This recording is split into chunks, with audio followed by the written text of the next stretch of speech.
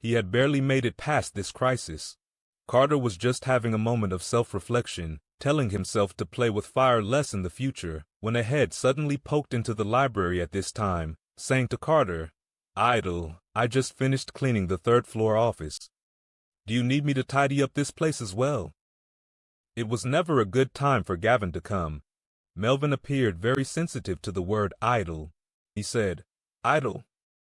It was only a label, it shouldn't reveal anything. Yet Melvin's gaze sharpened like a falcon, making Carter flash back to the night that the man in black attacked Melvin. For the very first time, Carter realized what it felt like to have prickles shoot up his spine.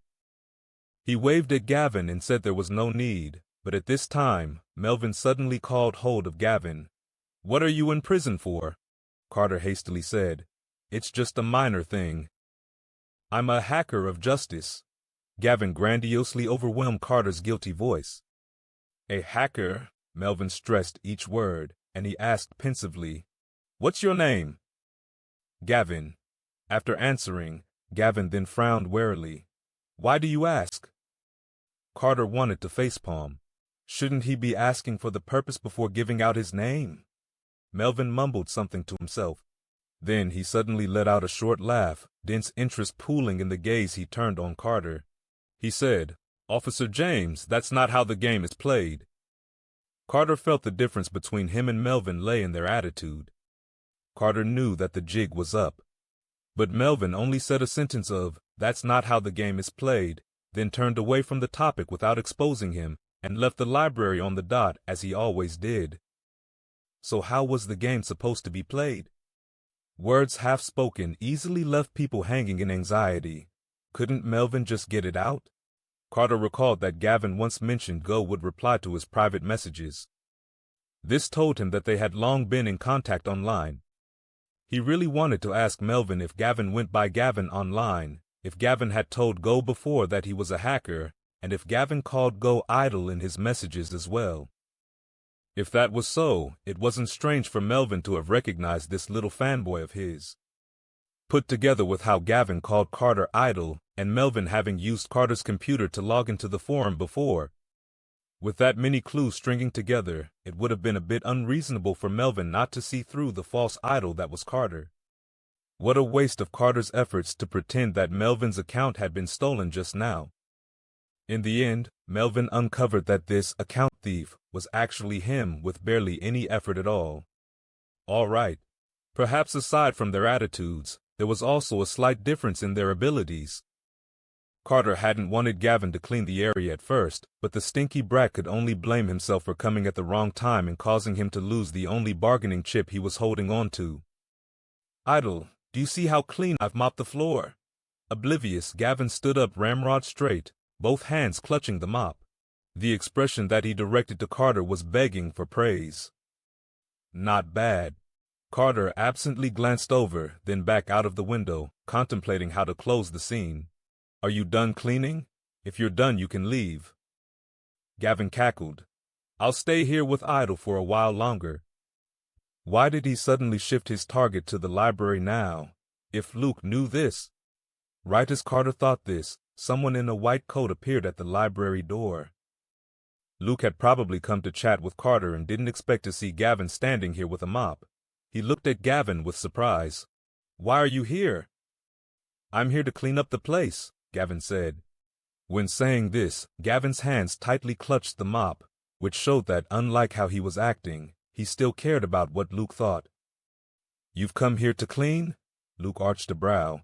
"Then what about the infirmary?" "The infirmary," Gavin was hesitant. "Isn't it enough for you to clean up the infirmary yourself, Dr. Luo?" A hint of incredulity flashed across Luke's eyes. Carter was also getting a headache. "Hurry up and take him away," Carter said to Luke. "Go give him some ideological reformation." "That's a must," Luke waved to Gavin. "Come with me." Gavin didn't move, turning grudgingly towards Carter instead, reluctant to part. Luke said more sternly, "Come over." Only then did Gavin leave, dragging his feet, looking back at Carter every 3 or so steps. Shit. Carter abruptly found a problem. His idle image couldn't last for long. Gavin would soon notice that he was somewhat different from the way Go was online. If Gavin knew that Melvin was Go. Although it pained Carter to admit it, Melvin's appearance and brain were both 1 in a million.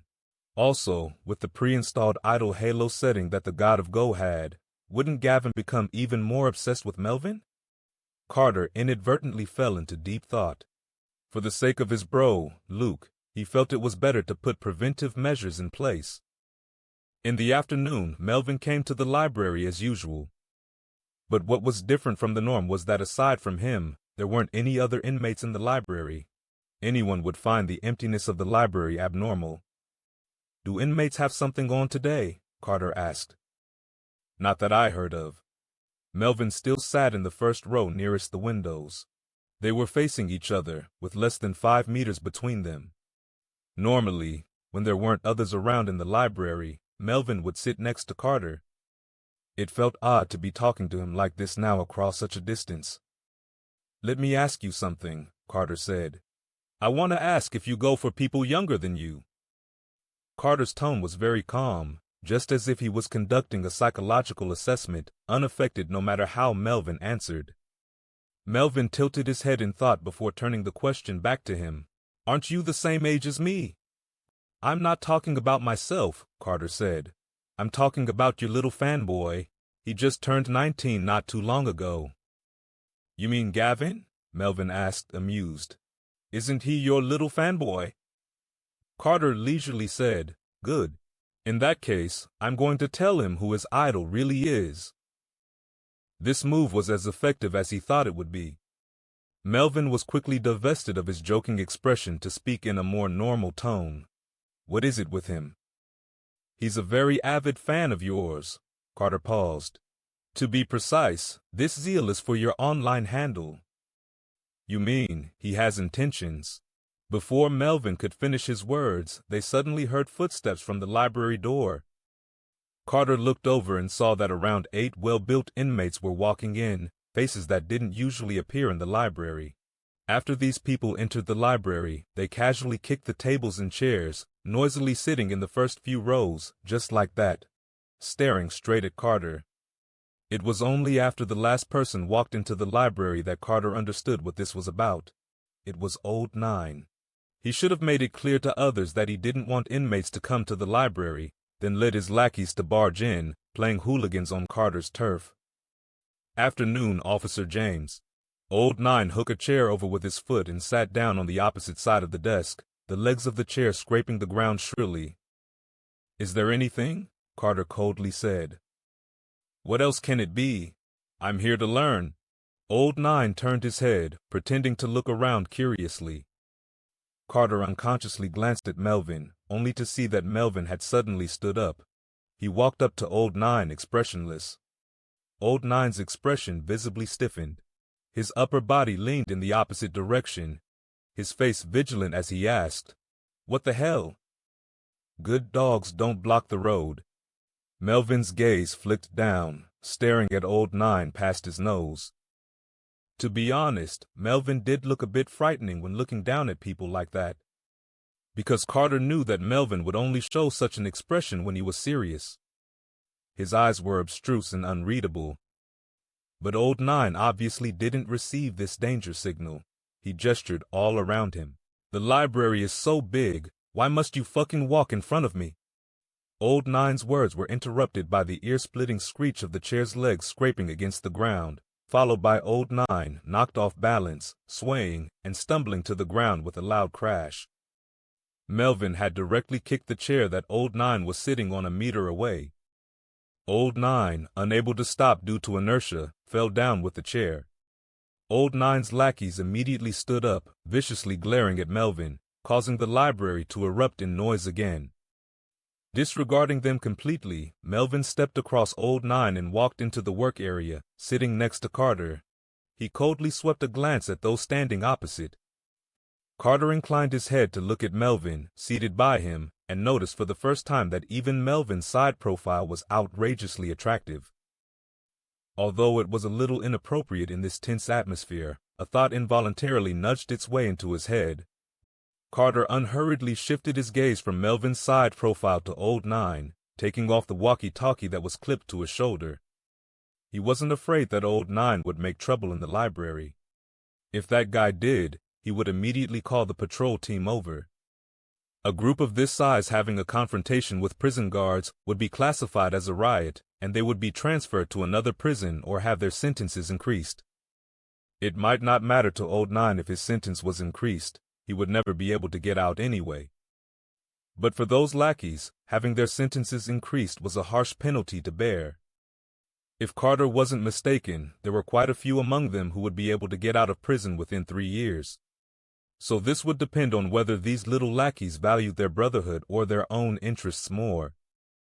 Of course, this also depended on whether old Nine, a guy without a conscience, would use the futures of those following him to fulfill his own selfish desires. From the present situation, Carter guessed that there was a low likelihood of that happening. The conflict between him and old Nine wasn't any kind of bitter and deep-seated hatred. It wasn't worth putting the futures of so many people on the line for a small spat. Old Nine could take second in the prison's pecking order behind Shay not only due to his daringness, but also because he had at least a little brain. Though Carter guessed that old Nine's purpose wasn't to cause trouble, he still picked up the walkie-talkie as a deterrent. If old Nine suddenly decided to duke it out with him, this walkie-talkie could minimally force him to cool his head. In reality, Carter wasn't off the mark. After one of them supported old Nine back up, he stopped the other from acting out. He said, "It's fine, sit back down." Carter casually placed the walkie-talkie on the table like a warning sign, cautioning old Nine of the consequences of making trouble. However, even if Carter had analyzed that old Nine wasn't here to make trouble, he wasn't able to deduce old Nine's objective for coming here. He thought that old Nine had brought a bunch of people here to leave a few threats and reclaim his lost dignity, then leave. But what happened was that old Nine didn't even say anything provocative, only sitting with his lackeys and staring at Carter unwaveringly. It was creepy to be stared at by a crowd, especially considering that these people didn't wear any expression on their faces, like they were each a puppet, watching him in dead silence. Only old Nine looked like he was here to watch a good show, obviously anticipating Carter's response. "Can I poke their eyes out?" Melvin turned his head over to ask. That was impossible, but this question made evident his frustration at the staring. "It's fine," Carter said. "Let them look." Despite saying so, in truth, Carter wasn't faring much better than Melvin. These inmates weren't even making any noise, so Carter had no reason to chase them off. Even using the excuse that they came here without the intention to read wasn't anything insurmountable. They were entirely capable of going to the shelves and picking a book at random. "I don't like them staring at you." Melvin's face was blank as he stared back at those puppets, but unhappiness was palpable from his icy tone. Carter turned his head slightly to glance at Melvin askance. He had to admit that it did feel rather good having someone by his side standing up for him when being targeted by a group of people. He was suddenly less annoyed. He reached out to rest his hand on the back of Melvin's hand, patting it lightly. "That's not a problem. Beautiful things are made to be appreciated." "Beautiful things?" Melvin looked over at Carter, a trace of uncomprehending in his eyes. "I'm talking about my stunningly good looks." Carter laughed at himself after saying this, drawing his hand away from Melvin's. He thought that this joke would score 90 points at least, but the person next to him didn't show the slightest reaction. He glanced over and ended up squarely meeting the gaze that Melvin fixed on him. "Why, isn't it funny?" Carter asked. "No." Melvin looked at Carter. "If you're a stunning beauty, then what about me?" Carter didn't expect that Melvin would take it further. He pretended to mull it over, saying, "You fall short by a little bit." "Where do I fall short?" Melvin raised his eyebrows, asking in all seriousness. Carter touched his chin, giving Melvin a once-over. "You look better in a suit." The moment these words left his lips, Carter felt that something wasn't quite right. "A suit?" Melvin looked down at the prison uniform he was wearing. Then he looked back up at Carter. "I'll wear it for you in the future." At this, he paused, and he added, "I'll wear it for you in private." When Carter heard this, a thought immediately jumped into his mind. In what situation would a suit be worn in private? Carter's mind was able to supplement a whole workplace episode. Wear it if you want. Carter unnaturally averted his gaze. It's not like I'll look. From the way it appeared, it really did seem to have an inextricable connection to his voyeurism. There would naturally be a sense of unfamiliarity from a casual acquaintance, but there wouldn't be such fetters on his imagination when it came to a person he used to spy on every day. Melvin chuckled softly. What about an apron? An apron? Carter's heart jolted. He had this feeling that Melvin seemed to be deliberately making allusions to something. His expression was unchanging as he asked, Why? Do you often wear an apron at home? Not exactly often, Melvin said.